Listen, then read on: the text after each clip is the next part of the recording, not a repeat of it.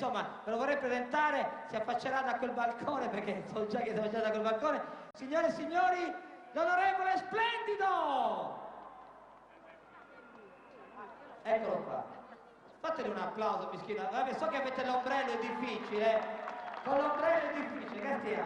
Onorevole! Abemus acqua. Grazie. Ma scusi un attimino, ma perché lei è lì, scusi? Perché così non mi bagno. Ah, ecco. Il mio nome è Splendido. Perfetto. Di battesimo e non. Ecco. Tengo a precisare che questo non è un momento comico. No. Ringrazio veramente tutti per questo spazio mediatico a reti unificate. Siamo a reti unificate. Qui sì, da voi? Insomma, qui qualcosa, Sergio, qualcosa si muove, La presenza di Ghisa, Analesi, insomma. Mi fa piacere per lei e per la sua signora. Grazie.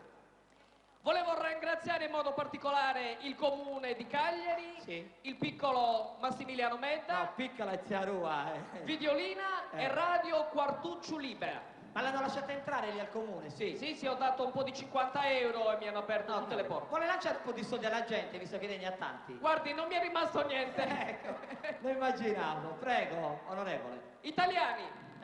Italiane. Sì. Sardi, sarde e sarde. Monolocchiali. Visigotti, ostrogotti e momotti. E baballotti. Vassalli, valvassini e valvassori, uomini, donne e gay, grazie. Li ha messi tutti in mezzo. La mia presenza sul balcone comunale tende a far capire a voi umili plebei mica così. Chi sarà nella prossima primavera il vostro primo cittadino. Certo. Infatti io e il mio partito, il partito Splendido Splendente, approfitta per comunicarvi la mia candidatura a sindaco. No, ci fa piacere. Innanzitutto per sistemare me e la mia famiglia, certo. Eventualmente per... Sente? Sì, sente, non è che si vede snuda, prego. Anche in altre occasioni ho parlato dei progetti per Cagliari, dagli Appennini alle Ande, le valli del Comacchio, alla Pampa e alla... Ascolti, ma lei adesso ci dica qual è il suo programma, però. Ecco i punti salienti. Prego. Una casa... Ma te, chi è lì? Prenda il gelato, prenda il gelato. Prendo il gelato. Ecco. Una casa per tutti. Bravo. Una casina per ogni mamma e dei casini per ogni papà. Ma perché?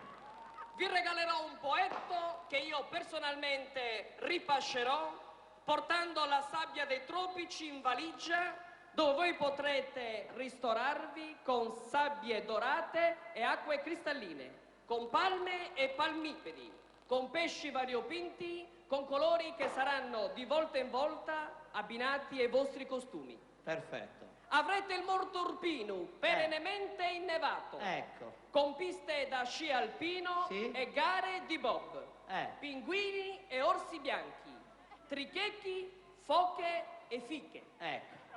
E ci rotto su. I semafori saranno sempre verdi. Meglio. E verranno aboliti gli stop e le strisce pedonali.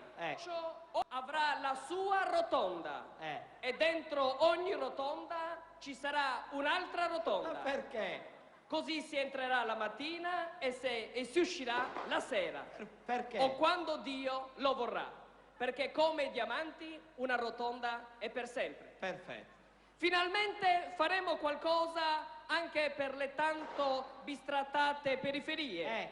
Ed è con sommo orgoglio che vi annuncio che Pirri verrà rasa al suolo. Ma perché? Sì, signore. Ma perché Pirri? E al suo posto sorgerà il Parco Nazionale di Pirri con piante da frutto e animali da monta per la gioia di grandi e piccini. Ma perché, scusi? Ora vi saluto e vi lascio con i guitti e i siparietti della Pola. Grazie.